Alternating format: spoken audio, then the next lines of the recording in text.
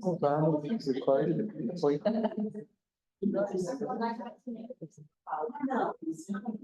Ela passa um time não, aí chama a errado. Eu falei que ela tem menos poder direito, eu acho que os aliados de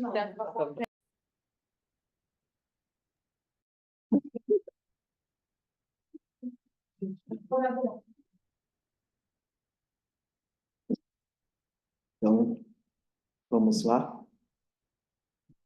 Tá errado ali no número, né? 2024. A gente não tem. Então, antes de mais nada, desculpa, eu tô com essa tosse já tem umas 3 semanas. Acho que eu vou investigar a tossidor crônica. Foi um resfriado tive tudo negativo. Talvez eu tenha que pesquisar, mas... Então, objetivo. Grazi e Camila pediram para eu falar de injúria renal aguda em hepatopata. Teve um guideline novo que saiu por aí, né? Que deu bastante repercussão. E como teve caso, a gente comentar depois do intervalo, diálise hepática. Tá? Por questão de compliance, eu sempre coloco. Eu tenho conflito de interesse de falar de IRA. Sou gerente médico da renal na Baxter, então tudo que eu falar de IRA, você tem que levar isso em consideração, que isso pode me dar um baita de um viés cognitivo para falar as coisas. Então, objetivo hoje, primeiro tempo, introdução, cirrose, conceitos gerais, como mensurar a taxa de filtração em cirrótico e a recomendação da DQI 2024. A gente vai falar bastante de fisiopatogenia da IRA no cirrótico. O caso clínico, vamos classificar. Vamos falar bastante de ACLF, não dá para falar de IRA sem falar de ACLF. Propriamente vamos falar da IRA, epidemiologia, o que é mais comum que esperar, passar por diagnóstico diferencial, critérios atualizados, manejo, vasopressor, o famoso quando, como, por quanto tempo, e prognóstico e diálise. E depois, no segundo tempo, a gente fala propriamente de diálise hepática, ECAD, né? Que são as extracorporeal albumin dialysis, que daí a gente vai falar que daí é um negócio mais pormenorizado. Então, falando de prevalência, a gente não tem guideline de prevalência brasileira de cirrose. A gente tem população americana, entende-se que é 0,3% da população americana com cirrose diagnosticada, que vai dar mais ou menos 600 mil adultos, tá? Se a gente pensar no chute, vai dar um número parecido no Brasil, por questões populacionais e de estruturação étnica. Mortalidade. Hã? Não está compartilhando? Screen. Isso. Aí coloca agora no...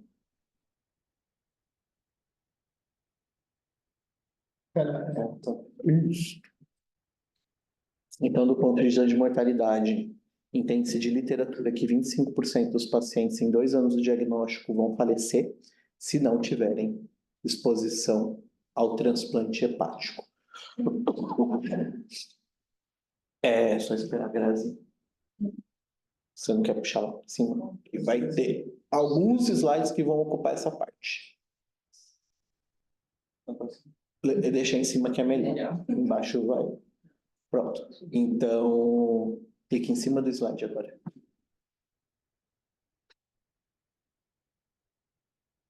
Clique em cima. Só clicar em cima. Isso para eu conseguir passar. Pronto. Então, falando de cirrose hepática, só uma alteração de nomenclatura, o que a gente chamava de NASH, hoje a gente chama de MALFD, que é Metabolic Associated Liver Fat Disease. Hoje entende-se que deva ser uma das maiores etiologias de cirrose mundiais, ainda perde para hepatite B nas cortes, mas epidemiologicamente entende-se que com aumento de repercussão metabólica, diabetes e síndrome metabólica deve ser MALFD. A gente ainda tem vírus, lembrar de hepatite B, hepatite C, dos últimos 10 anos teve uma virada, né? Com tratamentos com novos antivirais, a gente reduziu a prevalência de complicações relacionadas à hepatite C e compensatoriamente aumentou o MALT-D. Tem outras etiologias, não pode esquecer de álcool, não pode esquecer das etiologias mais estranhas, como medicamentoso, como etiologias biliares, lembrar da hepatite autoimune, Wilson, hemocromatose, tem um monte de etiologia que a gente tem que pensar, mas na prática, no dia a dia, essas 5 resolvem a maioria dos nossos problemas. E lembrar que existe uma progressão do paciente com doença hepática. Não necessariamente a gente vai encontrar o paciente naquela fase de cirrose descompensada, que a gente entende cirrose descompensada como presença de icterícia, ascite ou sangramento varicoso. Se já teve, eu chamo de cirrose descompensada. Cirrose compensada é o paciente que ainda não apresentou essas complicações. Eu lembro que eu tenho uma progressão natural da coisa. Eu tenho doença hepática crônica, eu fibrose, eu cirrotizo e eu complico. E essa progressão depende de fator como idade, sexo, genética, exposição a álcool, exposição a tabagismo, uma medicação hepatotóxica e a etiologia da doença hepática. Lembrar que algumas etiologias podem pegar a gente literalmente desprevenidos, como lembrar a hepatite B, que pode progredir para hepatocarcinoma mais rápido, e hemocromatose. Vocês estavam falando de anemia falciforme, lembrar que a anemia falciforme com muita transfusão, pode fazer uma hemocromatose secundária e complicar com uma cirrose bem difícil de tratar, tá? Como que eu avalio o trato de filtração? Lembrando de classe, creatinina é marcador de função renal ruim. Hoje, maioria dos métodos que a gente tem de dosagem de creatinina são os imunoenzimáticos, a gente não tem quase lugar nenhum já fé. Então, entende-se que a gente vai ter menos problemas com a dosagem, mas ainda temos problemas de sarcopenia, temos problemas do paciente ter alteração do volume intravascular, então a creatinina ainda entende-se que é um marcador ruim. Essa corte, esse estudo, faz uma análise interessante. Ele calcula 3 coisas, 3 cálculos derivados da creatinina. MDRD de 4 fatores, MDRD de 6 fatores, CKD-EPI. E ele coloca ali a população global dos cirróticos que ele avaliou, 300 pacientes, população que tinha clearance menor que 60, e ele classifica em superestimar, mais que 20, mais que 30%, ou subestimar, mais que 20, mais que 30%. E ali a gente vê que MDRD de 4 fatores e CKD-EPI naturalmente superestimam a função renal. E quem que eles mais superestimam? Em todos os pacientes, tanto no cirrótico global quanto no cirrótico com disfunção renal, eu tenho superestimação. Então, quando eu uso um CKD-EPI de creatinina ou um MDRD de 4 fatores, eu vou estar superestimando. E aí todo mundo me pergunta o que é o bendito MDRD de 6 fatores. MDRD de 6 fatores usa ureia e albumina. É bem específico para cirrótico, o povo gosta de usar isso em cirrótico. E aí tem esse MDRD de 6 fatores, daí ele subestima. Então, talvez seja uma opção. Não é prático, não é fácil, é difícil de usar. Então, a gente vai continuar ainda com MDRD de 4 fatores, que é o que vocês conhecem, e CKD-EPI. Indo um pouquinho além, a gente tem fórmulas específicas para cirrótico. Tem a Royal Free, que é uma do hospital inglês, que é uma fórmula específica para cálculo de taxa de filtração glomerular desses pacientes. E a gente tem o GRAIL, que é a mais famosa. E GRAIL usa tanto cirrótico pré-transplante como cirrótico pós-transplante. A GRAIL tem etnia, isso é um problema, não foi revisada. E o problema é que elas não são facilmente disponíveis. Então, se você quiser usar, você tem que usar o algoritmo do site deles e imputar os valores no site dele, não tem uma calculadora. Se você quiser usar, fazer um trabalho, replicar a informação, não é uma informação facilmente disponível. Isso é um baita de um problema quando a gente fala de validade externa. Na corte deles foi lindo, mas se a gente procura, se a gente fizesse nos nossos cirróticos, qual seria a predição. Não sei se seria tão boa quanto foi na deles. E aí a gente vai para a terapia intensiva. Na terapia intensiva não tem como a gente ficar fazendo muita graça, fazendo essas contas. Dá para fazer? Dá, mas leva tempo. O que a gente fala é avaliar diariamente a função renal com os exames disponíveis, e não vou inventar muita coisa, e a avaliação do exame tem mais impacto que o número absoluto isolado. Uma creatinina basal de 0,4 que foi para 1,2 é muito pior que uma creatinina de 1 que foi para 1,2. Isso parece muito óbvio, mas no cirrótico a gente sempre tem que falar essas coisas que são muito importantes. O que o ADQI coloca? O ADQI não inventa tanta coisa assim. Ele fala que se for para usar alguma coisa, usa o CKD-EPI cistatina, que ele parece ter melhor desempenho em predição e menor bias. O bias dele é o menor comparativamente. O CKD-EPI de 2021, que exclui o componente ético, tem resultados aceitáveis. Então, tá bom, pode usar, mas a corte que ele pega para falar do CKD-EPI cistatina é uma corte pequena. 200 pacientes, ele usa só ela para falar disso, e ele literalmente comprou a história e levou para frente. Então, a gente ainda não sabe como calcular a taxa de filtração glomerular em cirrótico. Eu, pessoalmente, gosto muito de MDRD, mas porque nas cortes que a gente trabalha não tem cistatina facilmente disponível. Pouquíssimos lugares dosam cistatina para eu calcular um CKD-EPI de cistatina. Então, na falta de MDRD, vai bem. Ah, quero usar CKD-EPI? Vai bem também, não tem problema, tá? Mas sempre lembrar, MDRD e CKD-EPI, eles superestimam a função renal, principalmente nos pacientes com creatinina bem baixinha, sarcopênicos. Só dúvida, esse de cistatina é o que é puro cistatina? Puro cistatina. Porque quando você põe a creatinina, ela superestima. Então é os puro cistatina. E ele faz até um mel de cistatina nesse estudo e coloca que ele parece que vai melhor. Mas qual centro que dosa cistatina de rotina dos seus pacientes? É difícil, é caro. A alteração desse valor é só estatística ou tem além dessa técnica um outro fator para ter essa alteração entre simpático e simpático? Do CKD-PI é porque se você olhar a fórmula do CKD-PI, quando você já olhou como que funciona o CKD-PI, ele tem diferenças em sexos e diferentes nos valores de creatinina, e ele faz um logaritmo natural disso. Então, quando a creatinina é mais baixa, quando você vai jogando a creatinina, se eu não me engano, no corte 0,9, professora, me corrija.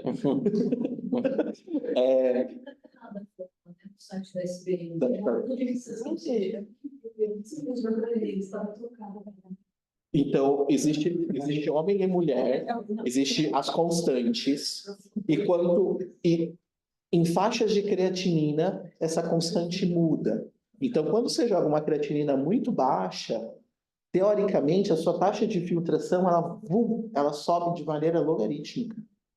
Então, eu vou mostrar lá na frente, vai chegar um lugar que eu vou mostrar um aplicativo, e aí você vai ver essa situação. Então, quando a creatina está menor que 0,9, as quedas abaixo de 0,9, elas são interpretadas como incremento da função renal muito importante. E aí você joga, por exemplo, se eu jogar de 0,8 para 0,7, eu ganho tanto. Se eu jogar de 0,7 para 0,6, eu ganho muito mais. E aí, por isso a sarcopenia impacta tanto. Tá? E principalmente a sarcopenia e o desbalanço hemodinâmico e volêmico desse paciente, que ele é diluído.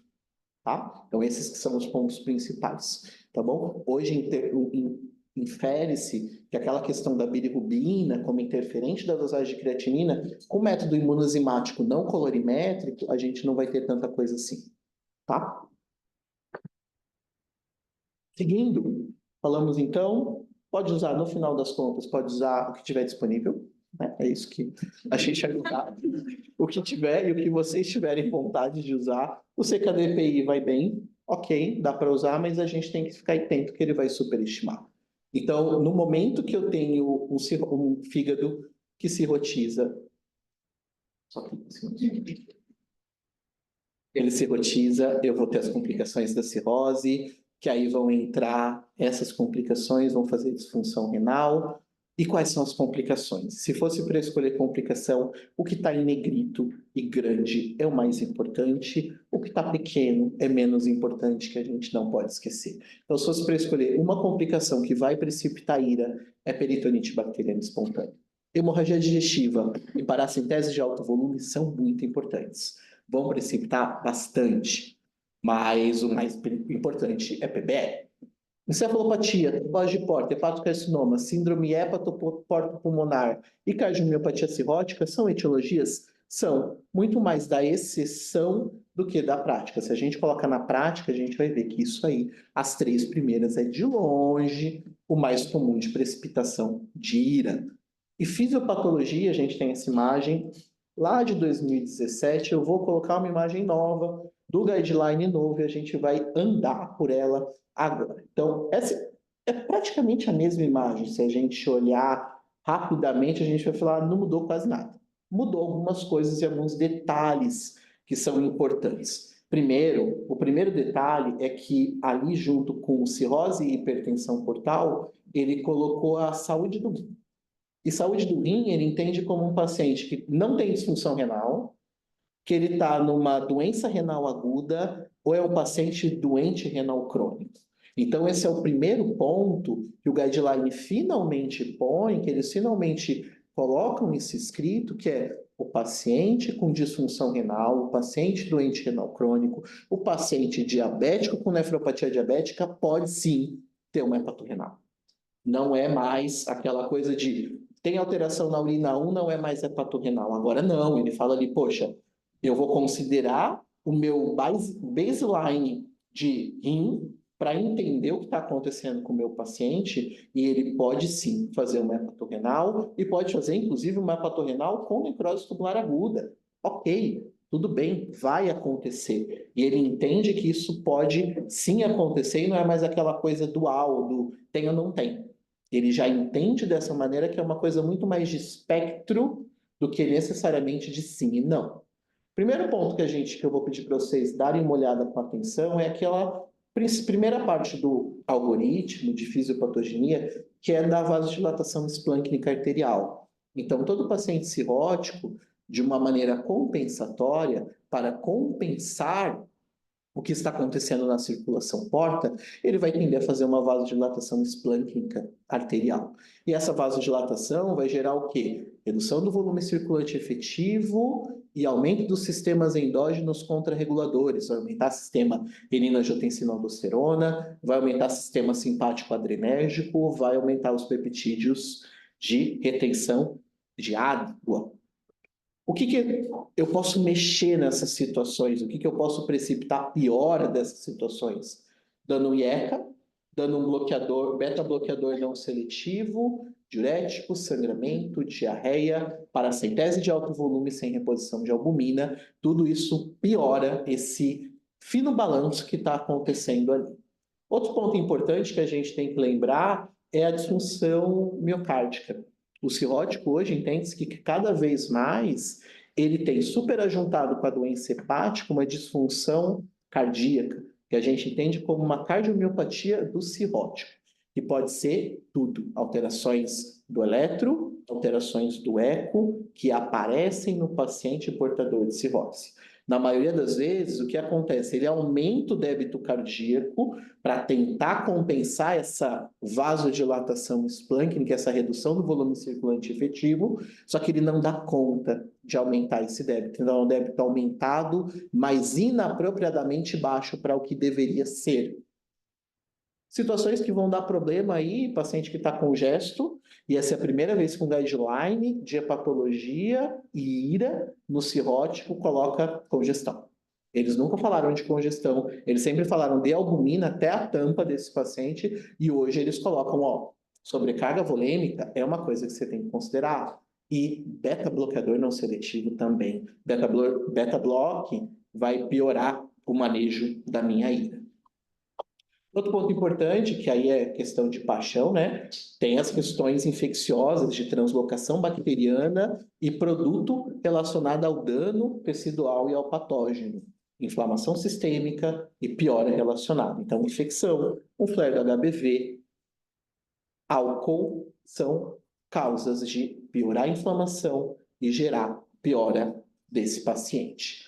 Coisas que vocês sempre trazem como pergunta e como questionamento. Bilirrubina é nefrotóxica? E isso vai ser sempre uma questão. Bilirrubina depende. Se você olhar ensaio de bancada, quando você vai para modelo animal, bilirrubina é entendido como nefroprotetor. Tem estudo de bancada falando que bilirrubina é nefroprotetor e antioxidante. Ok? Poxa, mas eu já vi um paciente com 6 de bilirrubina, com 10 de bilirrubina, piorando a função renal, biopsiei e laudaram como nefrose colêmica. Aí a gente tem que dividir o que você entende de bilirrubina. Então, bilirrubina por si só, molécula, ela realmente tem essas propriedades. Mas quando eu tenho colestase e disfunção hepática, eu não tenho só bilirrubina, eu tenho ácido biliar. E esses ácidos biliares, sim, que são os responsáveis pela nefrose colêmica. Então, hoje entende-se que, principalmente nas etiologias obstrutivas de disfunção hepática, eu posso sim ter piora de função renal. Numericamente, é um pau na literatura, não tem número de bilirrubina que fale, muito mais etiologia do que número, mas a partir de 6 já tem literatura que gosta, a partir de 10 a 20 era o número que a gente usava na prática, lá na interconsulta do Hospital das Clínicas. Eu só pensava em nefrose colêmica quando o número de bilirrubina passava de 10 a 20. É possível dosar sal biliar? É possível, dá para dosar. Tem alguns ácidos biliares dosados, principalmente em prurido refratário, tem literatura que dosa. Problema. Aqui em São Paulo, se você pedir pelo Fleury, vai demorar mais ou menos um mês para ser o resultado. Já era. Então, você tem o resultado, que é o ácido cólico, o ácido glúcido-desoxicólico. Tem vários ácidos que vão entrar nessa brincadeira de ácidos biliares, só que você não tem o resultado fácil. Então, não sei se te ajuda. O que você vai fazer com o exame depois de um mês? Pode ser. Talvez dosar pré e pós a terapia. Mas aí, esse que é o problema. Pessoal do Hospital da Paulista. Santa Catarina. Eles tiveram um caso de hepatite fulminante, que eles fizeram diálise hepática, eles dosaram pré e pós. Demorou 1 mês e meio, 2 meses para sair o resultado e caiu. Eles dosaram ácido biliar, ácido colêmico, estava dosado, reduziu. E, beleza, mostrou, reduziu. Mas na prática não mudou conduta na época. Porque demorou demais para esse resultado. Porque não tinha o que fazer. Tá? Mas dá para dosar. Você vai ver lá na parte de diálise hepática que eu nem vou falar desses ácidos porque não vale a pena. Ninguém vai fazer. Tá bom? Então, isso de bilirrubina é importante. A gente tem que entender o componente colestático de disfunção para disfunção renal. Ele existe. Ele acontece principalmente nas etiologias obstrutivas. Aqui é o que mais vai dar briga entre a hepato, entre a nefro e entre a terapia intensiva, que é a CIT. A CIT tensa piora a função renal? Dosar PIA se correlaciona? Depende. E esse que é o problema.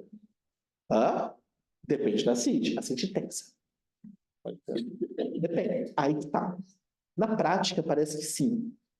É muito intuitivo você pensar que sim. Mas todas as coisas que fizeram medida de PIA e paracentese e olharam para a função renal foram negativos. Não conseguiram mostrar resultado. Aí o que se entende? Eu tenho que entender que a minha CIT tensa está repercutindo numa isquemia renal. Então eu tenho que ter algum marcador de isquemia renal, provavelmente ultrassonográfico, Doppler. E aí sim, e talvez o número que a gente talvez fale, o valor que talvez a gente traga para falar de ascite tensa, seja a cava colapsada. Seja uma cava inferior colapsada, talvez mostre que eu tenho uma ascite tensa que está jogando uma cava para colapsar. Então, cava colapsada no paciente que está volemitado, e o difícil é ver essa cava. Parabéns aí. E talvez... Mas lembrar que esse líquido vai ajudar muito ao sinal do ultrassom Mas na literatura eles colocam que talvez uma cava colapsada e talvez um sinal de hipertensão venosa glomerular, porque eu tenho uma tensa repercussão renal e eu aumento a pressão da veia. E talvez esses sinais, talvez de um Doppler de renal, mostre alguma coisa para benefício da paracentese. Mas assim, se eu olhar o valor da PIA e paracentese, a literatura é toda negativa, tá? Da prática, o que se faz? Paciente com ascite tensa, eu vou tirar 1 a 2 litros. Eu vou tirar 10 litros do paciente? Não. Eu vou tirar pouco. 1 a 2 litros para mecânica ventilatória já ajuda. E para desfecho renal provavelmente vai ajudar alguma coisa. Eu não vou tirar, não vou fazer uma paracentese de alto volume. Não vou colocar um catéter ali e drenar todo o líquido acítico. Que é isso que a literatura faz quando compara, tá? É drenar tudo. Tá bom? Não é fazer esse meio termo. E por último, lembrar que nessa disfunção renal eu posso ter várias cores da coisa. Eu posso ter o paciente que é uma pré-renal, eu posso ter o paciente, e aqui pré-renal a gente sempre vai falar ira responsiva a volume. Eu posso ter um paciente que é uma hepatorrenal real, eu posso ter um dano estrutural, necrose tubular aguda, ou eu posso ter uma necrose tubular aguda numa hepatorrenal, uma coisa que evoluiu, uma coisa que eu perdi o timing e já está muito à frente. Então, ter consulta. Ter consulta da sexta-feira, que sempre aparece, da terceirona. Acabaram de discutir e resolveram pedir às 4 da tarde. 65 anos, homem, portador de cirrose há 10, Child C, mel de 22, etiologia Malf-D, internado por hemorragia digestiva varicosa complicada com PPE. Da enfermaria, terceirona, encefalopatia grau 3, grau 4, vocês foram avaliar, tá daquele jeito. Hemodinamicamente estável, mas estava hipotenso nos controles. Não colocaram vasopressor, respiratório talhar ambiente, tem os crepitantes, ascite tensa. No prontuário, o R1 já foi. Peritonite bacteriana espontânea, está em tratamento, D3 de ceftriaxone. Hemorragia digestiva alta, varizes de esôfago em espera de endoscopia. Não sangrou. ACLF grau 2. Preceptoria da gastrohepato orientou vaga de UTI para vasopressor e albumina, e aí chamaram a nefro, porque no pedido de albumina precisava do carimbo do nefrologista. Olharam isso. Ah, que sonho, né? Imagina. Poder, né? Da prescrição, dieta leve hipossódica, espiro, furo, propanolol, lactulona, ceftriaxone, pantoprazol, meia elástica. Ok? Create. 1.8, 1.9, 2.1, 2.8. Tá? Todo mundo tranquilo? Ira, bonita, perfeito. Dúvidas? Child Melt, como ver aqui, o que é a CLF, que colocaram nesse bendito prontuário, o que fazer nessa ira, classifica igual às outras, tira ou deixa o diurético e o beta-bloqueador, a CIT não vai piorar, e o risco de sangrar, de tirar o beta-bloqueador, não foi clipada? Não é melhor transferir logo para UTI? Qual vasopressor? E aquele crepitante, pode dar albumina? Diálise? Tudo isso a gente vai tentar responder. Child, lembrar, Child classificação antiga, que vai usar 5 fatores: bilirrubina, albumina, RNI, encefalopatia, ascite. Problema, quando antigamente, lista de transplante hepático usava Child. Child tem 10 lugares só, tem 10 pontos de lugar. Começa com 5, termina com 15. Então, não dá para você literalmente diferenciar os pacientes pelo Child. E o Child é um grande problema, é isso. Porque ele vai de 5 a 15, você, teoricamente, 10 a 15 é o grave, e a gente não consegue ver. Ambulatorialmente, ajuda muito o Child, marcador de prognóstico, mas hospitalar e UTI ajuda muito pouco. Não adianta calcular Child diariamente do paciente, não vai acrescentar. MELD já ajuda alguma coisa. MELD, então, é um logaritmo natural da bilirrubina, do RNI e da creatinina. Para calcular MELD, a gente tem que colocar pelo menos 1 de valor em cada ponto. Porque se colocar menos que 1, dá MELD muito baixo, dá MELD negativo. Então, o MELD mínimo que a gente tem que ter é 6, tá? Ok? Então tem que ser 1 em tudo. Não pode colocar 0,8 de RNI, 1. Isso são valores imputados, tá? Outra dúvida que surge na vida, se está dialisando. Qual creatinina eu uso? Se estiver dialisando, a gente coloca 4 no valor da creatinina fixo, ok? Independente do valor. Isso é um viés, existe discussão aqui em São Paulo, hepatologista, quando quer indicar o transplante para os pacientes, termina chamando o nefrologista numa disfunção renal precoce para indicar diálise com uma creatinina de 2, 2,5, e aí quando entra em diálise ele põe 4 no MELD, o MELD estoura transplante. Tá? E aí isso é um problema de discussão ética, mas vocês, como nefrologista, têm que saber. O paciente entrou em diálise, creatinina é 4 no MELD, perfeito? MELD se correlaciona com mortalidade, quanto maior o MELD, pior o prognóstico, existe correlação. A partir de 40 de MELD é muito ruim. Secretaria do Estado de São Paulo coloca que a partir de 15 de MELD o paciente pode ser listado, a partir de 20, com certeza, 17 é o número mágico para benefício, tá? A partir de 17, você tem o risco cirúrgico é menor do que o risco de morrer pela cirrose, e aí por isso que 17, 15 a 20 é o número que se negocia de secretaria. 15 em paciente que está piorando rápido, ou que tem exceção, ou que tem alguma coisa, 20 para todos vão ser listados, tá bom? Além disso, a gente tem a CLF. A CLF é uma avaliação da cirrose descompensada, do Acute and Chronic Liver Failure. E a gente tem 3 classificações. Se a gente tem 3 classificações, é porque nenhuma é boa. Esse é o primeiro ponto que a gente tem que lembrar. A primeira é a Ásia-Pacífico, asiática. A segunda é europeia. A terceira é norte-americana, tá? O que a gente tem que olhar? Ásia-Pacífico só olha para o fígado. Bilirrubina, encefalopatia, lactato e colocou a creatina ali para contar que olhou para outra coisa.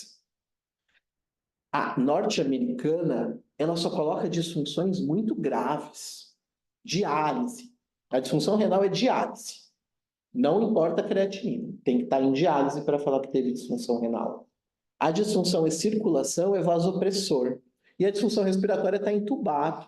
Ou seja, esse paciente, eu só vou falar que ele tem a CLF quando ele estiver muito ruim, porque o cirrótico em diálise, o cirrótico entubado, o cirrótico em vasopressor está muito ruim.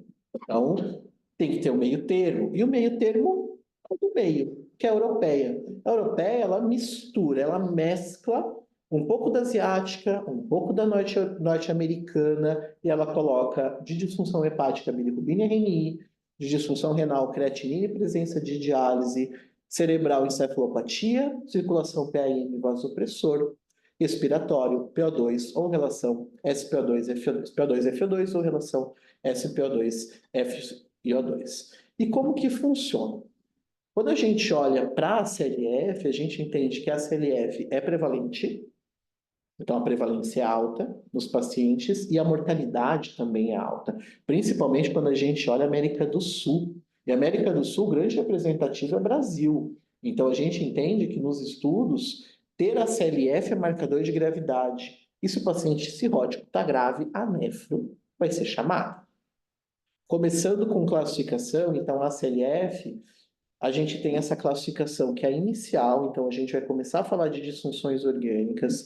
Eu tenho uma disfunção que não é renal, eu tenho uma disfunção renal exclusiva, uma disfunção renal, 2 disfunções, mais de 3 disfunções, a mortalidade vai em acréscimo. E aí a gente vai tentar entender um pouquinho o que é bendita a CLF. Temos um dia ensolarado, bonitinho. Esses slides de novo, os R4 já viram no passado, vão rever, sinto muito. Deu trabalho para fazer, eu não vou mudar. Na cirrose compensada, o tempo nublou, só que essas nuvens começam a se atritar e a gente precipita.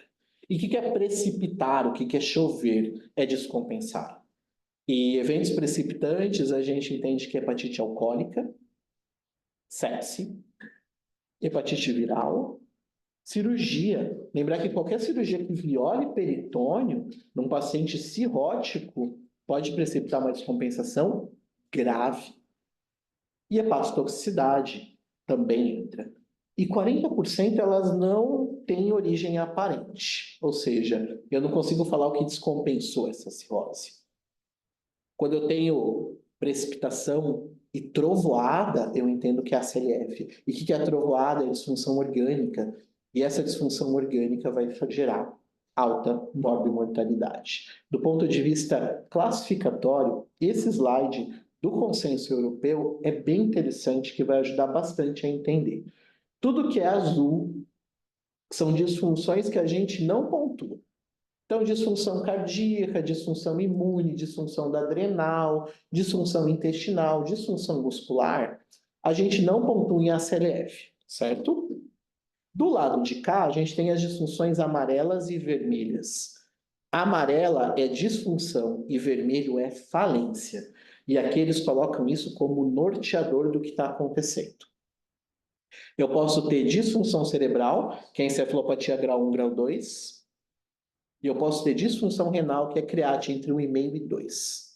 Falência é quando eu tenho encefalopatia grau 3, grau 4, PO2 e FO2 menor que 200, necessidade de vasopressor, bilirrubina estourada, RNI estourado, create maior que 2 ou necessidade de diálise. E aí, o que eu faço? Eu classifico juntando as coisas. 1A é quando só tem disfunção renal. Só uma disfunção renal. 1B, disfunção de outro órgão que não rim. 2, 2 órgãos. 3A, 3. 3B, 4 mais. Fazendo ponto a ponto, então, precipitantes que a gente viu, infecção bacteriana é carro-chefe, mais de 40%. Hemorragia digestiva também vai ter bastante precipitação, exceção lá em cima, hepatite alcoólica. E eu posso ter outras encefalopatias tóxicas, alguma outra coisa medicamentosa descompensando a ACLF do paciente. Então a literatura coloca bem clássico, a ACLF é 3 coisas. Ou esse paciente infectou, ou esse paciente sangrou, ou é uma hepatite alcoólica, ou é uma exceção. E aí a exceção, eu vou gastar menos energia nessa exceção. Bom? Então, classificação, a gente tem as 2 disfunções, cerebral e renal, e as 4 falências, 6 falências lá no meio, e a gente vai juntando. 1A, só disfunção renal ou uma falência orgânica. 1B, eu junto uma disfunção mais uma falência. 2, 2 falências. 3A, 3 falências. E o 4, 3B, 4 falências. Manejo geral como clínicos, e a interconsulta gosta de fazer esse approach clínico, a gente vai olhar para o paciente como um todo, vai olhar para o lado de infecção, hemodinâmica, a parte renal que a gente vai tratar com mais afinco agora, parte respiratória, gastrointestinal e de sistema nervoso, que não tem muito segredo de tratar a CLF, é tratar o cirrótico na UTI, tá? Vou deixar os slides com vocês. Então, a CLF, o que é importante eu ter o ACLF classificado? A CLF grau 2 e grau 3, se eu não tiver perspectiva para transplante, eu entendo que esse paciente tem uma mortalidade de pelo menos 65% a 100%. Em 180 dias, a CLF grau 3 ele bate 96% de mortalidade. Então, isso muda para a gente pensar no que eu quero propor para o paciente do ponto de vista hospitalar. Um paciente que em 6 meses, 96% morreu numa literatura americana, é um negócio, poxa, a gente tem que ponderar o que a gente está fazendo e o quanto que a gente vai fazer e o quanto é justo quando o paciente não é transplantável. Se o paciente for transplantável, a gente não vai discutir. O transplante literalmente muda o prognóstico desse paciente, tá? Então, sempre tem que tomar cuidado com isso. Classificar é importante, por isso que eu tomei tanto tempo de falando de ACLF. A ACLF com 3 disfunções orgânicas é ruim, prognóstico é muito reservado. Então, vamos colocar um exemplo muito prático. 60 anos, cirrótico, entubado, com droga vasoativa, precisando de diálise, ele tem a CLF grau 3, 3 disfunções orgânicas. Se esse paciente não for transplantável, você tem que ponderar o que você está fazendo com ele. Eu não estou falando de nenhum outro exame. A gente só colocou o básico. Nem está com nora e vaso. Só nora. Tá? Ok? Então, a CLF também é uma grande precipitadora. Isso aqui é do guideline novo, vale a pena a gente passar esses pontos, que é um ponto bem básico para a gente reforçar pontos importantes. Então, o primeiro ponto das suscetibilidades do paciente, lembrar de idade, lembrar de sexo, lembrar dos pacientes cardiopatas, dos diabéticos, dos desnutridos, dos frágeis e sarcopênicos, e lembrar do ponto de vista psicossocial, principalmente saúde. Se esse paciente tem um background estrutural familiar para transplantar. Às vezes a gente transplanta pacientes que vão para casa e dão muito errado. Do ponto de vista de função renal, o mínimo do mínimo é entender se o paciente, se ele é saudável do ponto de vista renal, se ele tem uma doença renal aguda, ou seja, a creatina alterou e continua alterada e ele não fechou ainda a disfunção, doença renal crônica, ou ele tem doença renal crônica. Então, creatinina séria, que é o básico, cistatina se estiver disponível, vou calcular a taxa de filtração, urina 1, P/C, ou uma albuminúria, creatinúria, é o mínimo que a gente tem que ter de avaliação nefrológica desse paciente. De avaliação hepática, a gente vai classificar o paciente e olhar as complicações e ver os exames hepáticos, RNI, bilirrubina, albumina, enzimas hepáticas e olhar o sódio para cálculo do mel de sódio. Do ponto de vista de medicação e exposições, lembrar dos anti-inflamatórios, dos beta-bloqueadores não seletivos, estão batendo com muita força os beta-bloqueadores, os diuréticos. Eu vou olhar peritonite bacteriana espontânea, sangramento varicoso e se teve paracentese de grande volume. E o que é paracentese de grande volume com repercussão? É o paciente que fez uma paracentese de mais de 5 litros nos últimos 15 dias. Ou no somatório dos últimos 15 dias, ele passou de 5 litros. Por que eu estou falando 15 dias? Porque eu preciso de 15 dias para totalmente renovar o meu estoque de albumina sérica. Então, se esse paciente fez uma paracentese com menos de 15 dias e repete outra, eu somo os valores da paracentese para fazer a reposição, tá? Porque literalmente ele já está depletado de albumina da primeira, na segunda ele vai precisar. Geralzão, fechamos. A gente vai para frente falar de etiologia. Primeira coisa de etiologia, a gente tem que lembrar que pós-renal é raro aqui em cirrótico. Pós-renal é caro porque tem um aspecto do hipoandrogenismo, do hiperestrogenismo do cirrótico, que não deixa a próstata do cirrótico crescer. Então, o homem cirrótico não tem HPB. E aí ele vai dificilmente fazer pós-renal. Vocês olharam com uma cara assim, tipo... Hã? Bem pensado. Hã? Tem ginecomastia, então a próstata também não cresce.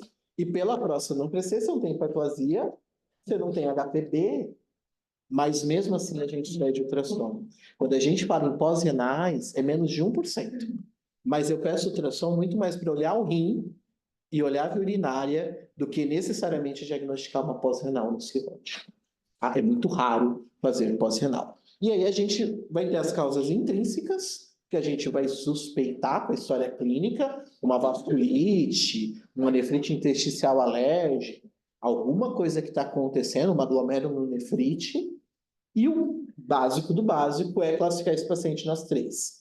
Volume responsiva, hepatorrenal e NTA isquêmica. Quando a gente vai para número, a gente joga proporcionalmente esses números. Metade dos pacientes vão ser volume responsivo, 35% vão ser outras isquemias, principalmente necrose tubular aguda, e 15% hepatorrenal. Esse número é número antigo, mas que foi validado, acabou de ser validado no ano passado por essa corte americana de pacientes hospitalizados que colocou causas intrínsecas e pós-renais 13%, a gente já vai falar desse número, porque é maior que 1% que eu tinha dito. Volume responsivas 44%, hepatorrenal 12%, NTA 30%. Por que eles têm tanta pós-renal e causa intrínseca? Pós-renal porque eles usam midodrina, e midodrina faz disfunção da bexiga, faz literalmente bexigoma.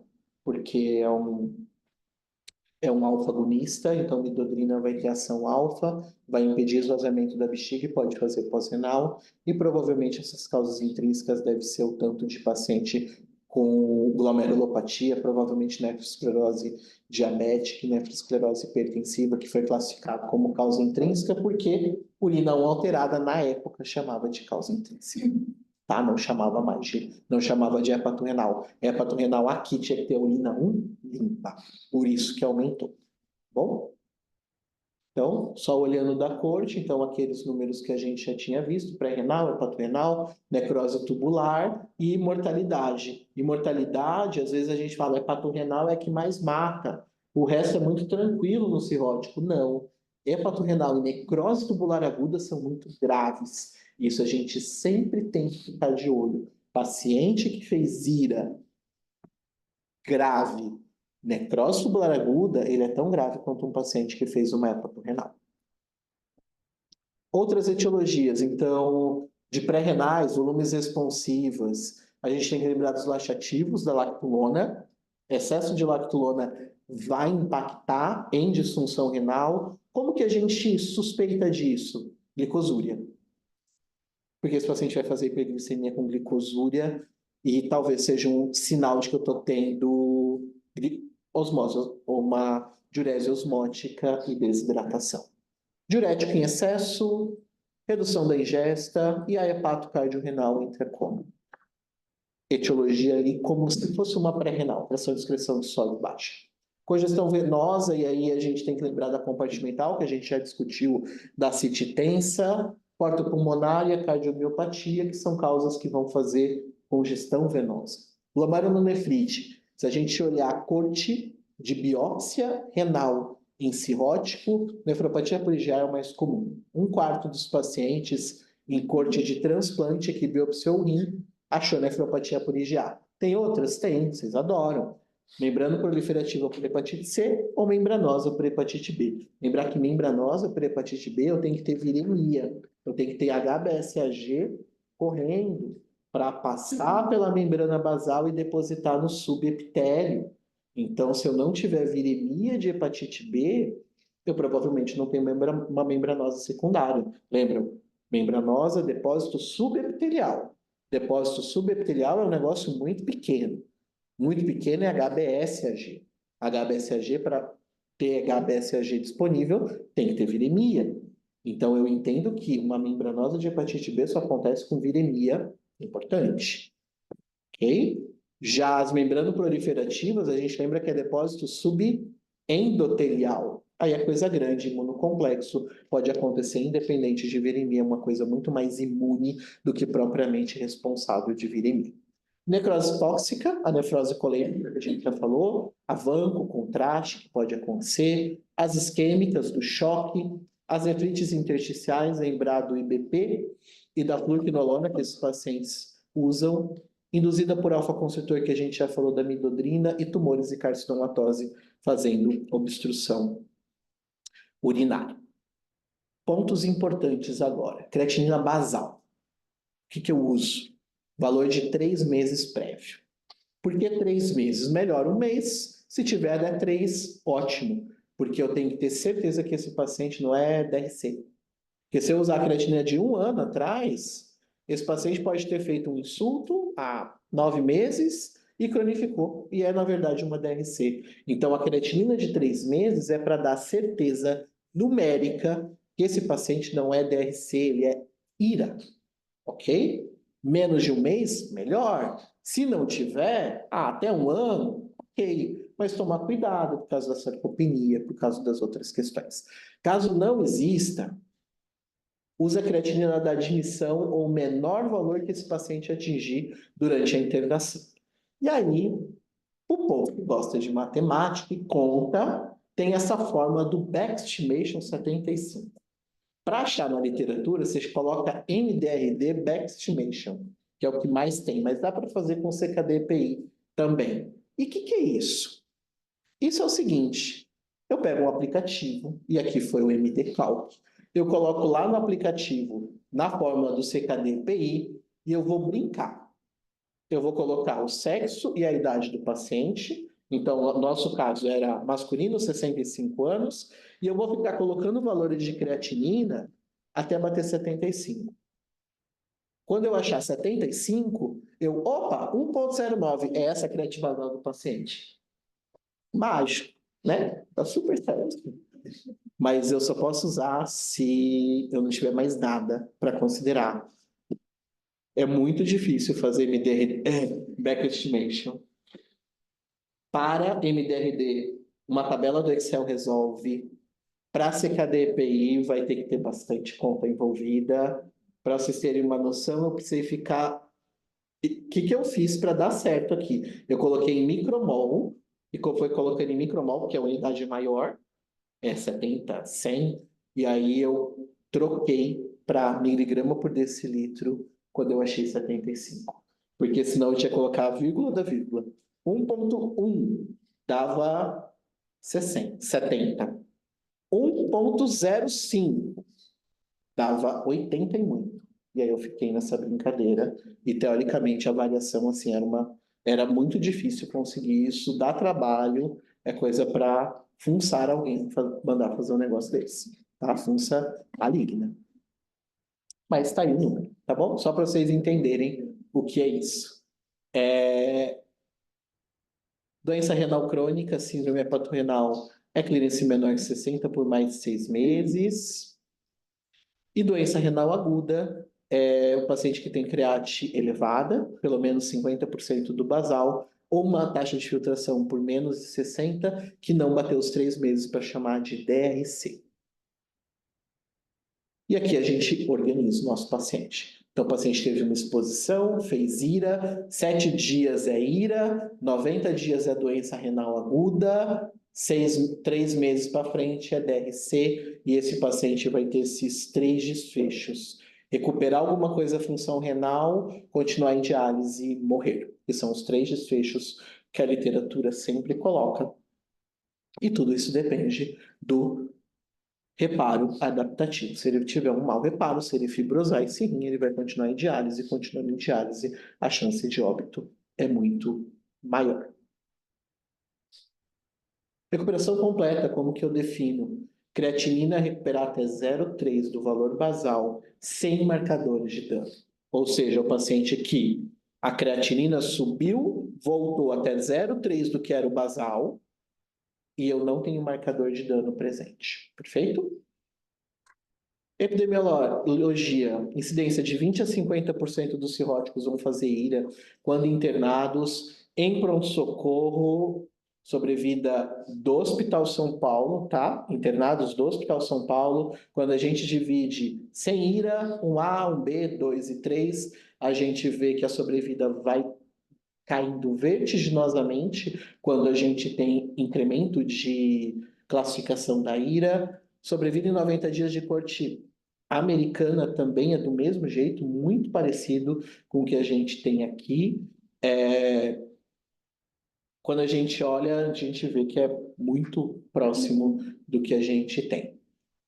Critério antigo, como que funcionava? Então, cirrose com ascite, ou ACLF, ciência hepática, diagnóstico de IRA conforme o ICA-QI, que a gente já vai ver o que é, e débito urinário menor que meio ml quilhora sondado.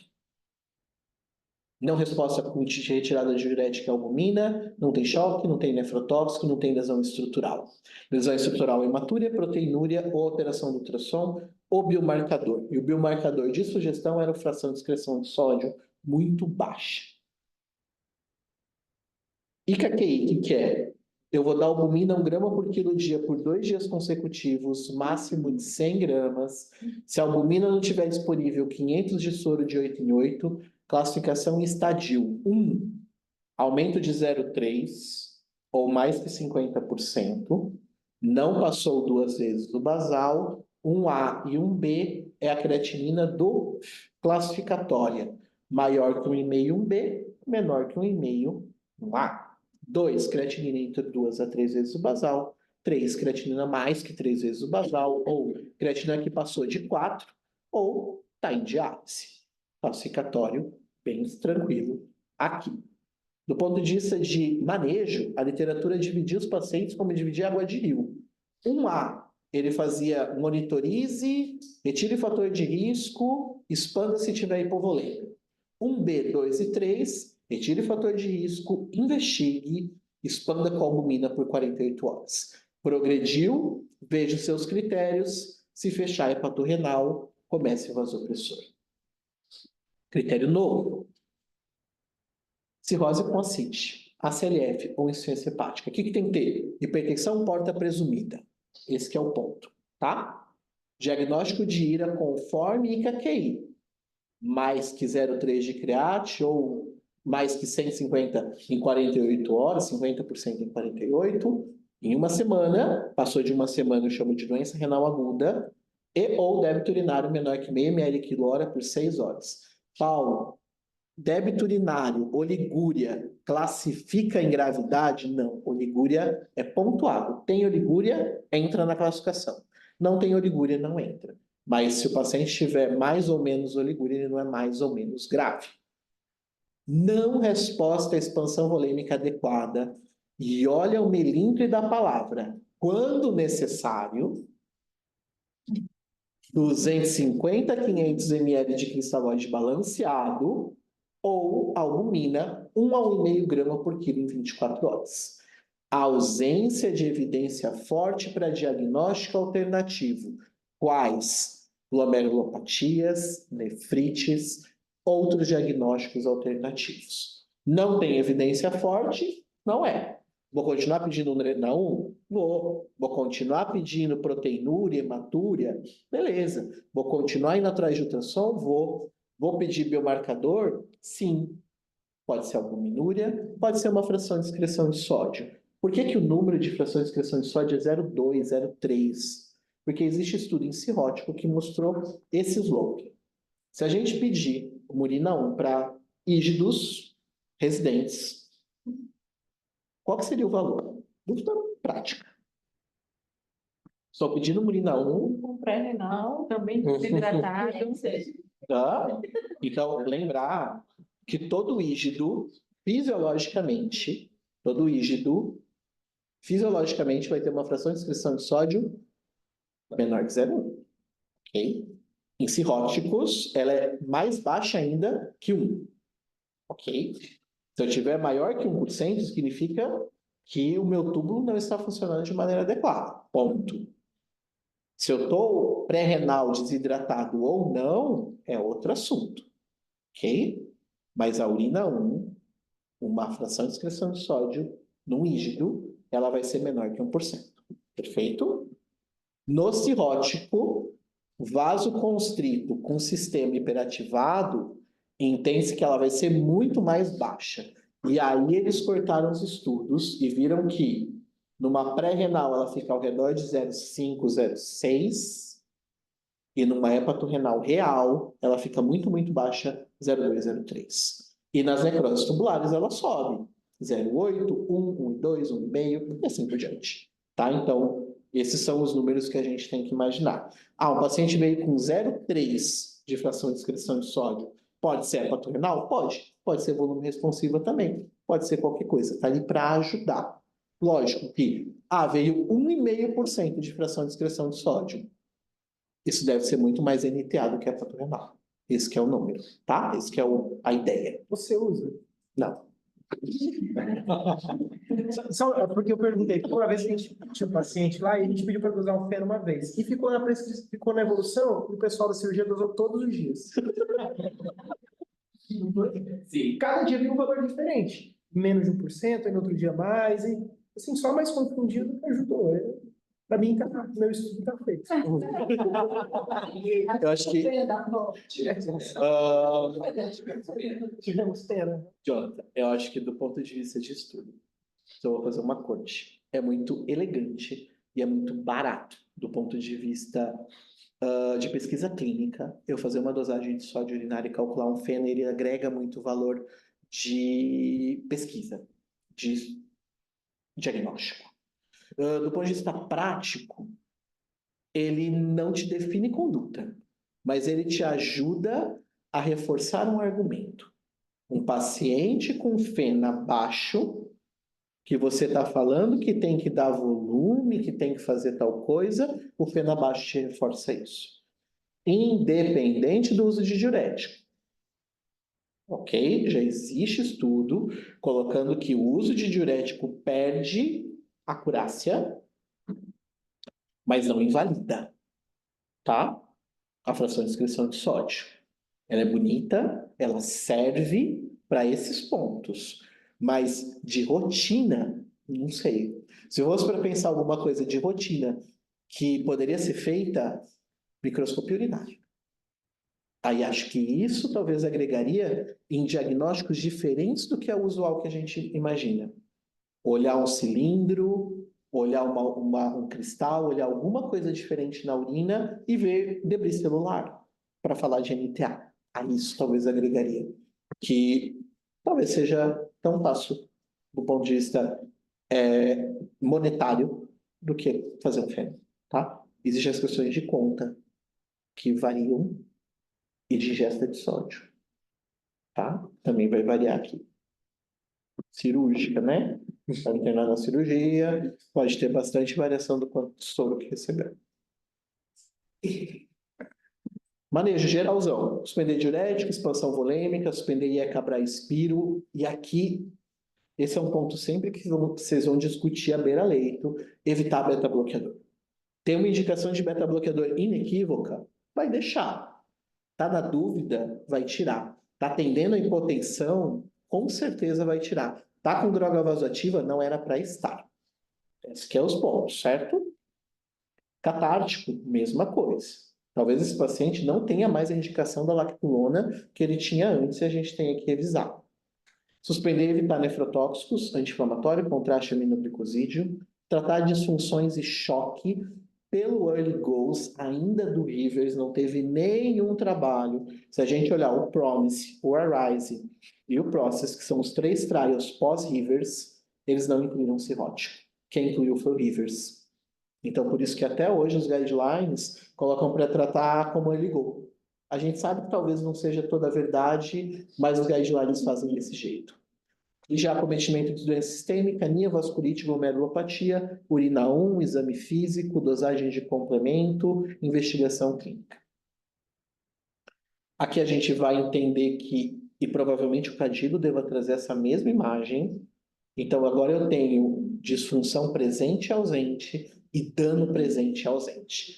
E aqui eu tenho alguns cenários. Eu tenho o cenário normal, que não tem disfunção, não tem dano. Eu tenho o cenário subclínico, da ira subclínica, que eu tenho uma albuminúria, um NGAL urinário, uma alteração, mas a create e a cistatina não subiu. Eu tenho a disfunção sem marcador, que é provavelmente a ira volume responsiva, e a hepatorrenal também vai aparecer aqui. E eu tenho a necrose tubular aguda, ou uma hepatorrenal superajuntada com necrose tubular aguda, que aí vai ter disfunção e dano. Outra forma de explicar a mesma coisa. Então, no cirrótico, a gente tem 3 possíveis diagnósticos. Volume responsiva, hepatorrenal, necrose tubular aguda. Necrose tubular aguda vai ter albuminúria, vai ter fração de excreção de sódio alterada. Se eu dosar um NGAL, o NGAL vai vir alterado. Número de NGAL. Melhor NGAL aqui talvez seja NGAL urinário. Número mágico entre 220 e 250. Passou disso, provavelmente é NTA, tá bom? NGAL, sempre que for ver um resultado de NGAL, olhar se isso é sérico ou se isso é urinário. Tem os dois. O urinário tem mais estudo, tem mais validade, mas ainda precisamos ter mais robustez de dado. Pré-renal, níveis de biomarcadores baixos e responsiva ao volume. E a hepatorrenal é a pré-renal que não respondeu à expansão volêmica. Então, colocando naquela brincadeira de disfunção e dano, NTA, que é os 35% do paciente, tem disfunção, tem dano e não respondeu à expansão volêmica. A hepatorrenal, ela pode ter dano, mas ela tem muita disfunção, a create sobe muito, e eu não tenho NGAL, eu não tenho proteinúria importante, não respondeu à expansão volêmica. E a volume responsiva pode até ter dano, mas vai ter muita disfunção e responde à expansão volêmica. Então, eu consigo dividir e classificar os pacientes desse jeito. Albumina, dose, grama quilo dia, máximo 100 gramas, timing, importa? Importa. Idealmente nas primeiras 24 horas. Da onde que eu tiro isso? Existe essa corte de 2022 que usou o mesmo sistema, o sistema Cerner, de avaliação, uma corte americana, e eles conseguem, pelo sistema Cerner, ver quando foi prescrito, quando o paciente chegou, quando a albumina foi prescrita e quando o paciente recebeu a albumina.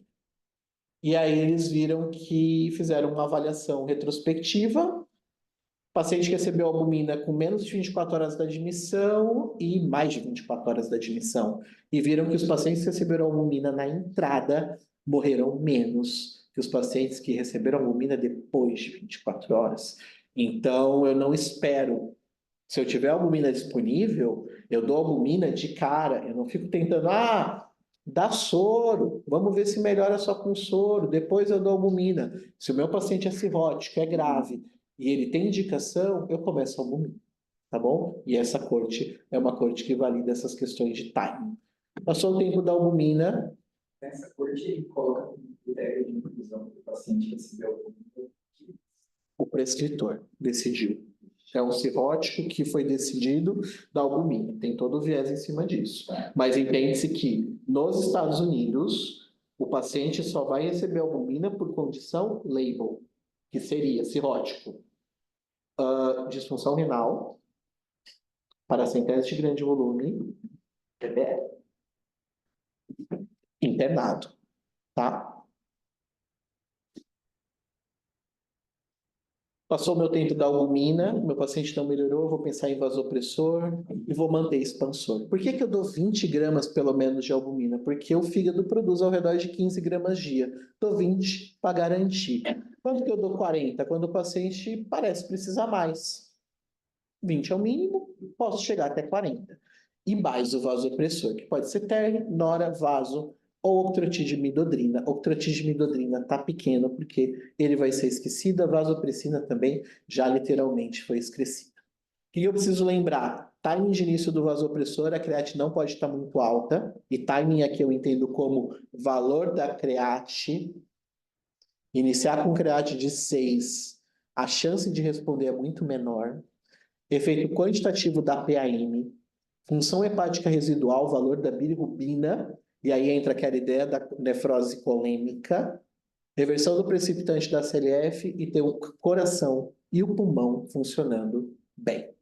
Quanto tempo? 5 a 14 dias. Resposta clínica, no melhor das cortes, é 40%.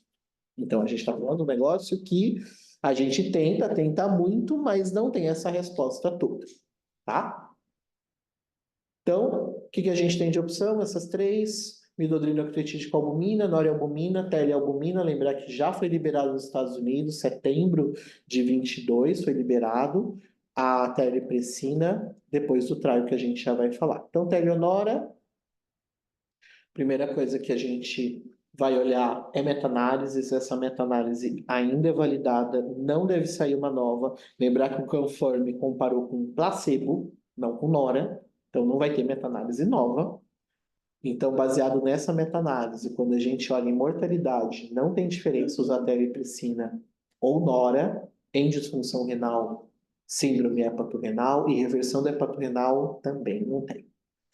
Tele, meio a 2 miligramas, de 6 em 6 a 4 em 4, pode fazer bomba de infusão, a gente já vai falar como funciona isso. Cara, atentar para edema agudo de pulmão e coronário. Nora, dose necessária para aumentar pelo menos 10 a 20 milímetros de mercúrio do basal. Quanto?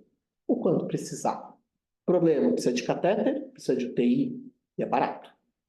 Esse estudo do Rio Grande do Sul fez uma análise de custo, muito interessante, que ele coloca que quando eu olho em custo, TEL em UTI gasta muito. Nora em UTI, ok. TEL em enfermaria é custo efetivo. Então, vale a pena a discussão e a argumentação de paciente que tem necessidade de vasopressor para disfunção renal, continuar na enfermaria, usando tele na enfermaria. Na maioria dos enfermarias de transplante hepático, rotineiramente se usa TERL na enfermaria. Tá? Então, transferir o paciente para UTI para usar TERL é maluquice. Se ele vai para UTI, você usa NOR. Bom? Diga, Diogo. Tá gravando, né?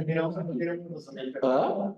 Liberar os atletas também para Maria. Você pergunta. Hã? Tá gravando? Tá gravando. Conforme. A gente vai passar um tempinho no conforme. Dê uma boa respirada.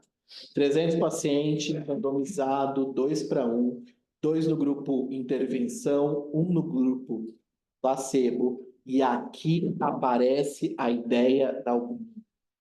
Eles fizeram 1 grama por quilo de albumina no D1 e depois 20 a 40 gramas. E baseado nisso, o guideline mudou. Eu não preciso mais, e vocês viram que eu nem falei de quanto tempo eu fico com albumina. Eu fico quanto tempo com albumina? O quanto for necessário. Na maioria dos pacientes, eu preciso só o primeiro dia. 1 grama por quilo de albumina no D1 e a partir do segundo dia, 20 a 40 gramas. E ele randomizou TERL, começando uma dose de 1 de 6 em 6, com uma dose total até 8 mg dia, contra o placebo. Desfecho primário, reversão da hepatorrenal, sobrevida livre de transplante. Aqui, ele colocou pacientes com creatinina menor que 7, e ele falou esse double creatinine, que é uma creatinina que passou de 2,5 e tem perspectiva de dobrar. Ou dobrou. O que é isso? Quando você olha lá no Patients, ele fala desse negócio. Menor que 7, mais que 7 ele excluiu, e é uma creatinina a partir de 2,5 que tem perspectiva de dobrar. No suplemento, tem essa curva, e esse é um nomograma de perspectiva de dobrar a creatinina. Então, o paciente está saindo aqui e vai passando os dias. Teoricamente, até o 14º dia, ele precisa ter dobrado a create. E aí ele coloca o quanto de aumento da creatinina tem que ter no dia para eu falar que ela vai ter dobrado no 14º, se eu não tratar o paciente. Olha que loucura. Esse foi o critério. É a creatinina a partir de 2,5 que tem perspectiva de dobrar. É bem difícil. Bem difícil. E aí, no dia 4, se a creatinina aumentou mais que 50%, teoricamente no dia 14 ela vai ter dobrado. Essa é a mágica da coisa. Você coloca aqui e vê o quanto que ela aumentou. Vamos fazer do nosso paciente. 1,8, 1,9, 2,1, 2,8. Ele passou de 2,5, beleza? Ele tem perspectiva de dobrar. Do jeito que tá, ele bate 3,6? Sim ou não? Não sei. Vamos fazer a conta e colocar no nomograma. Então, se eu pegar 1,8 para 2,8, ele aumentou 55%. É o D4, né? 0, 1, 2, 4, né? D4, D3 seria o 4º dia que ele está colhendo creatinina, aumentou mais que 50, ele entraria no TRAI. Tá? Só para vocês entenderem. Na prática, mais que 2,5 que está subindo bem. Aquela creatina que está subindo 0,1, 0,2 todo dia, não vai impactar dar o vasopressor. Em quem que vai impactar? É o cirrótico, que a creatinina está subindo, que passou de 2,25 e tem perspectiva de subir bastante. O que é subir bastante? Subir proporcionalmente todo dia. Todo mundo aqui já viu paciente com uma nefrotoxicidade de aminoglicosídeo. Hoje a creatina é 1,4, amanhã 1,5, 1,7, 1,6, 1,7, 1,8.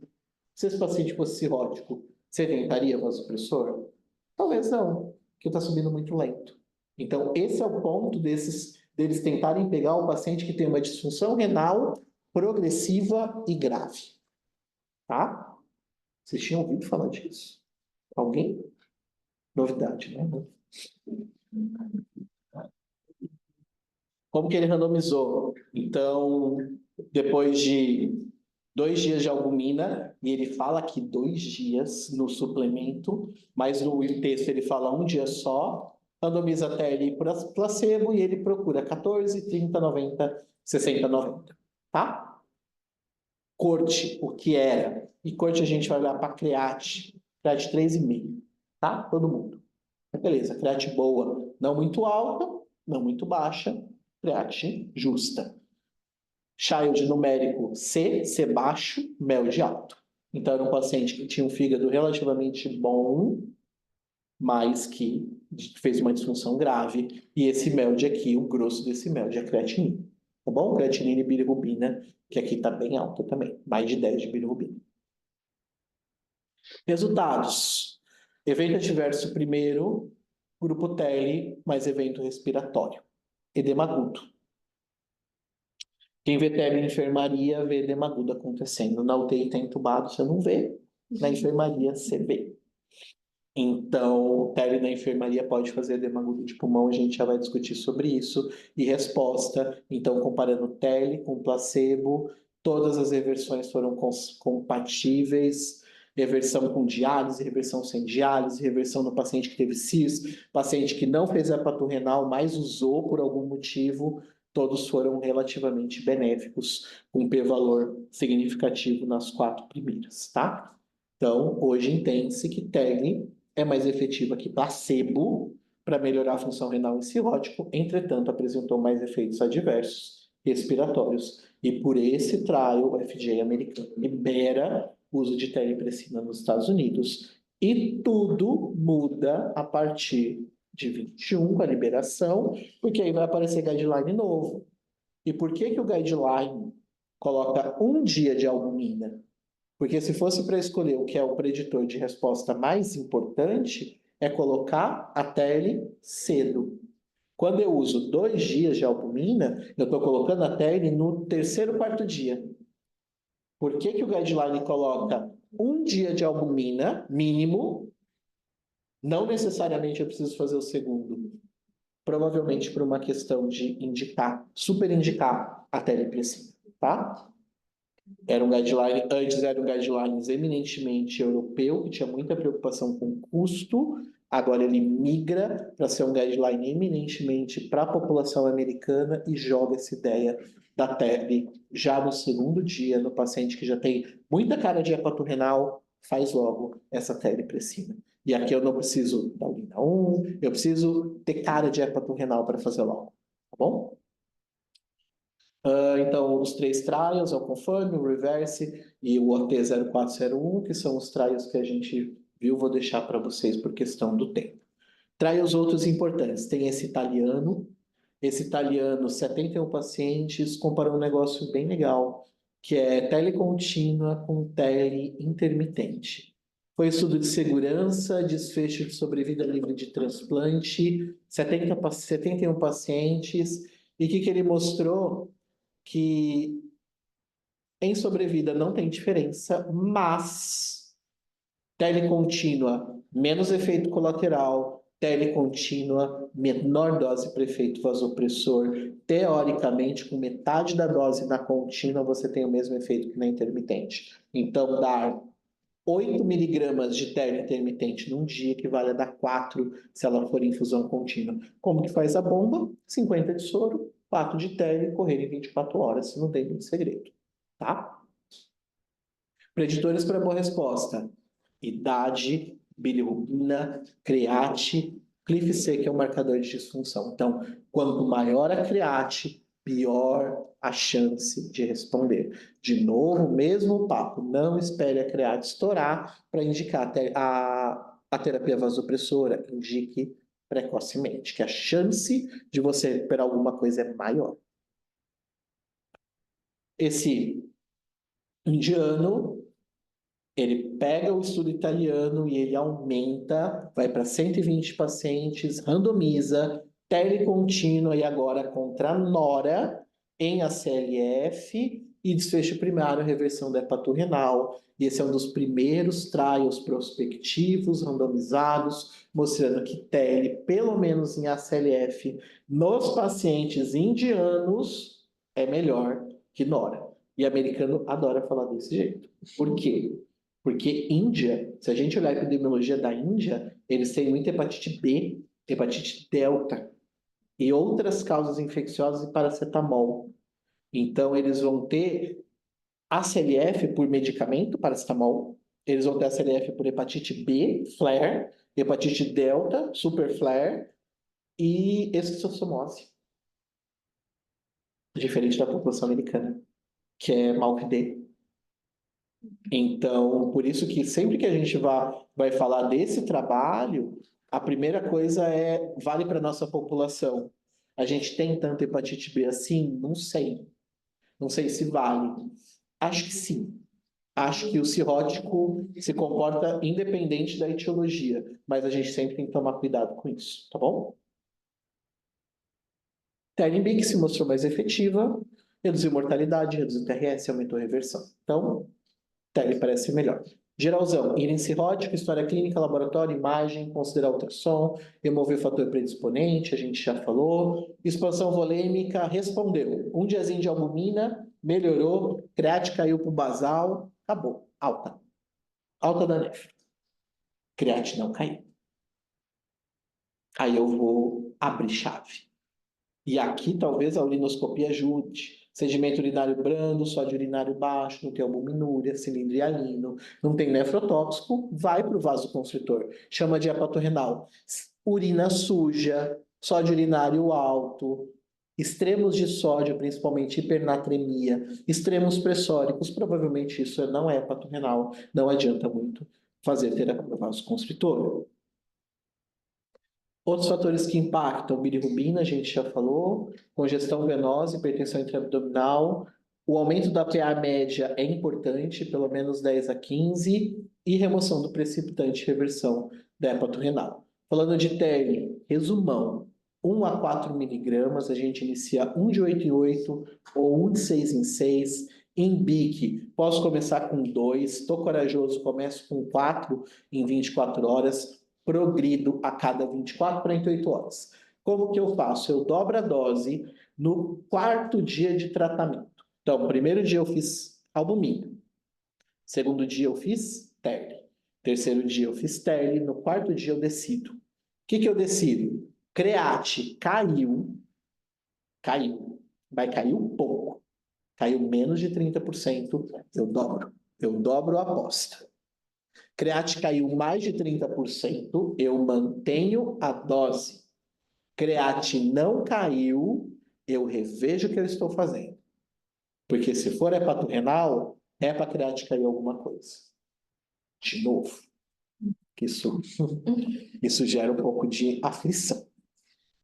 Em hepatorrenal, é esperado que a introdução da terapia vasoconstritora derrube o valor de creatinina. Se não derrubar, provavelmente eu tenho outro diagnóstico que não só hepatorrenal. Ok? Então, aquela história, create hoje está 4. Fiz 2 dias de TERL, a create está 4,5, eu não dobro a dose. Eu revejo o diagnóstico. Porque se fosse, era para responder alguma coisa. O que é resposta boa? Resposta boa é cair mais de 30%. E isso o que eu faço? Mantenha a dose. É uma dose suficiente. Se cair, mas cair menos que 30%, eu dobro a aposta. Perfeito? Eu sei que na prática é muito difícil. Porque todo mundo na prática, se a criança só fala, vamos aumentar, quem sabe responde. A gente sabe que vai acontecer isso. Mas pelo protocolo do estudo, era desse jeito que eles faziam. No 4º dia, se a create só subiu, acabou. Game over. Não é mais hepatorrenal, tá? Eles mudavam o diagnóstico. Mas mantinham Não. Parava suspendia. Acabou. A gente já vai ver critério de exclusão da TERL, de parada. Tempo de tratamento, 5 a 14 dias. Quando que eu paro em 5? Quando a create só fez subir. Não respondeu. Quando que eu vou até o 14º dia? Quando a create caiu, mas caiu um pouco. Está caindo todo dia um pouquinho. Beleza, eu mantenho até o 14º. Quem que dá o grau do meu tratamento? Se vai transplantar ou não. Certo? Vigiar infarto, cirurgia coronariana, dispneia, isquemias digestais. Suspender se 2 creat menor que 1,5. A 1 creat caiu para menor que 1,5. Se ficou menor que 1,5, acabou a pele. 14 dias de tratamento. Se no D4, o valor da creat está maior que o valor do início do tratamento. Não tem porquê, não resposta. E aqui, hoje, é uma resposta que a gente tem literatura que a gente não tinha. Se o paciente entrar em diálise, se o paciente transplantar, ou se o paciente fizer TIPS. Tem um trial enorme, eu sou um entusiasta de TIPS em IRA, em hepatorrenal. Tem um trial enorme para sair. Quem sabe traga novas infos aí, tá? Então, no paciente que... Hã? Fiz horário com uma cara assim, corajoso. Informação privilegiada. Hã? Cara, que informação privilegiada. Não tem nenhum conflito. Nenhum conflito. Mas TIPS, lembrar que TIPS resolve hipertensão porta. Então, se o paciente puder fazer TIPS, eu estou tratando um conceito fisiopatológico muito alto da disfunção, que é tratar hipertensão porta. Eu trato ascite, eu trato hipertensão porta e hemorragia digestiva, eu provavelmente reduzo a chance dele progredir a saída. Hã? Mesma coisa. Teoricamente, eu entendo do mesmo jeito. Não, você vai deixar PM de 10 a 15. Você vai fazer os mesmos 5 dias. Se a creatina não cair, aumentei 15 pontos da média. Mantive. Adequado. A creatina não caiu, eu entendo que é não respondeu. Mantém a dose, algo igual, 10 a 15. Aí, na hora, você vai manter a titulação para estar entre 10 a 15 do basal de PAM. Você não vai incrementando o PAM. Não é igual hemorragia subaracnoide que você vai fazendo incremento, step up de sistólica. Aqui você só deixa 10 a 15, que vai ser 70, até no máximo 85, mais ou menos, tá? Não muito mais que 90 de média. Paulo, e como que a gente faz a suspensão da telepressina? Vamos supor, o paciente respondeu o tiro de uma vez? Se respondeu e se não respondeu também. Sempre tira de uma vez. Tira de uma vez. Não existe desmame, tá? Não existe efeito vasopressor para fazer hipertensão. Você tira.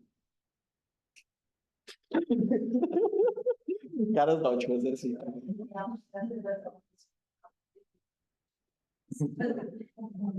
Literatura... Não, gente, lembra que tem literatura de sobra falando que a telepressina deve ser suspensa.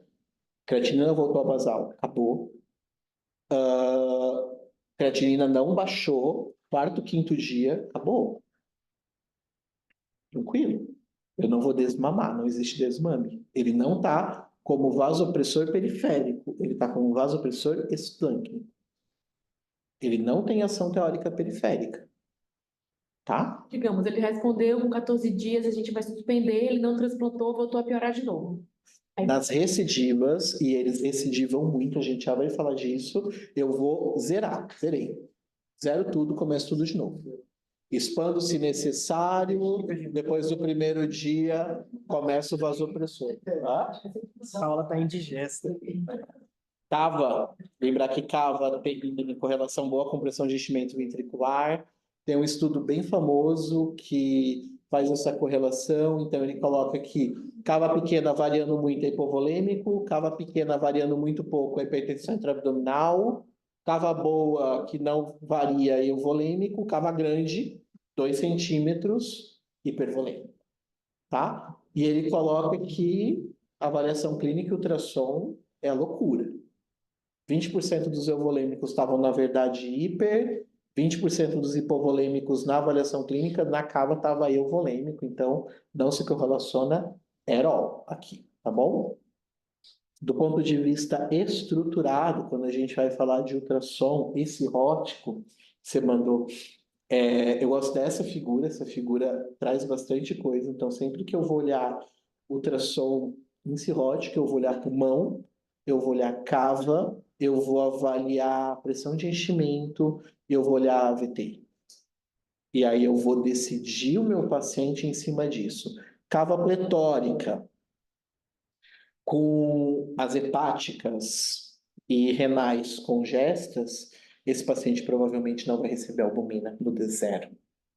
Esse paciente provavelmente vai receber diurético, tá? Isso é um negócio que demorou muito para aparecer no guideline.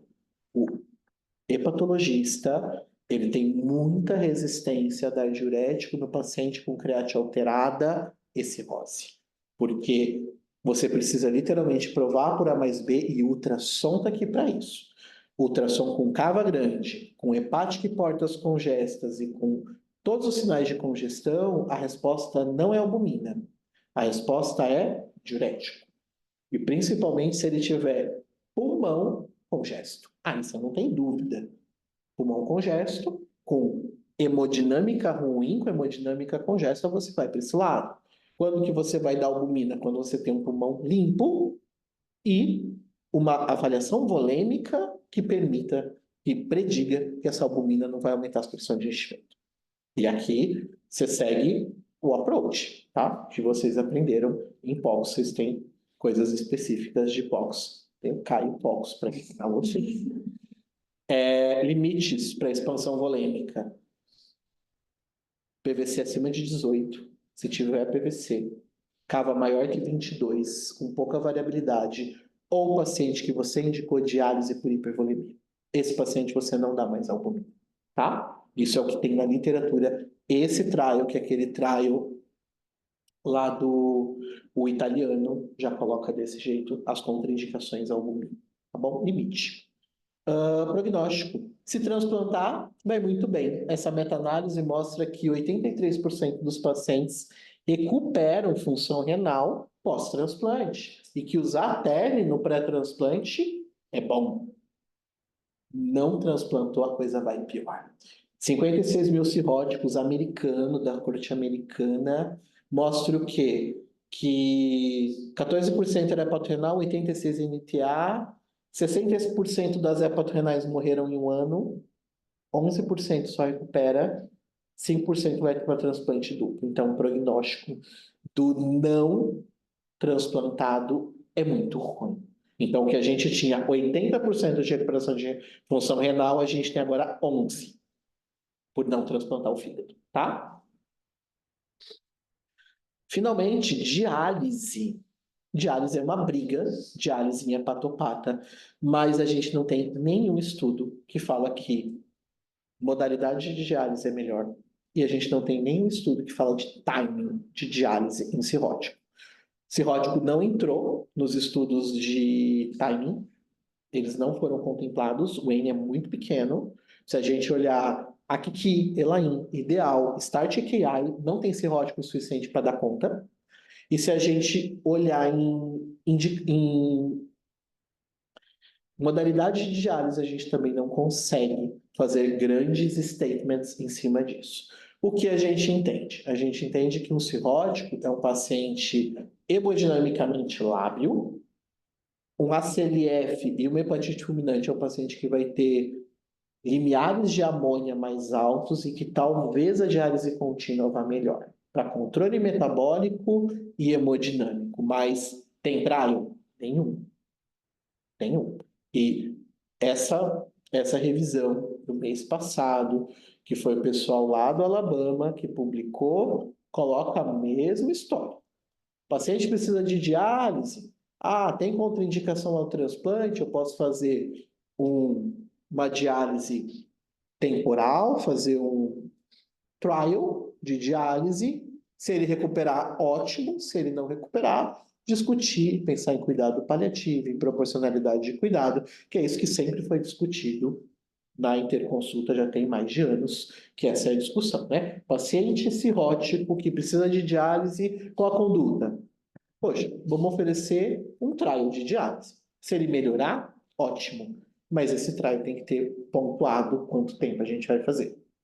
Número mágico, 1 semana. Uma semana, a maior parte dos lugares aceita como ponderado você dialisar um paciente uma semana. Se esse paciente for listado para transplante, aí não tem muito o que fazer. Você vai colocar diálise. Lembrar que insultos hemodinâmicos nesse paciente são muito ruins. Colocar em contínuo talvez seja melhor. Dá para fazer contínuo no paciente que vai transplantar? Dá. Paulo, uma dúvida. E se ele for chamado para o transplante? O que eu faço com o kit? Perco? Não. Você coloca para recircular. Você pega a maquininha, leva ela junto para o centro cirúrgico e liga o paciente no ato operatório.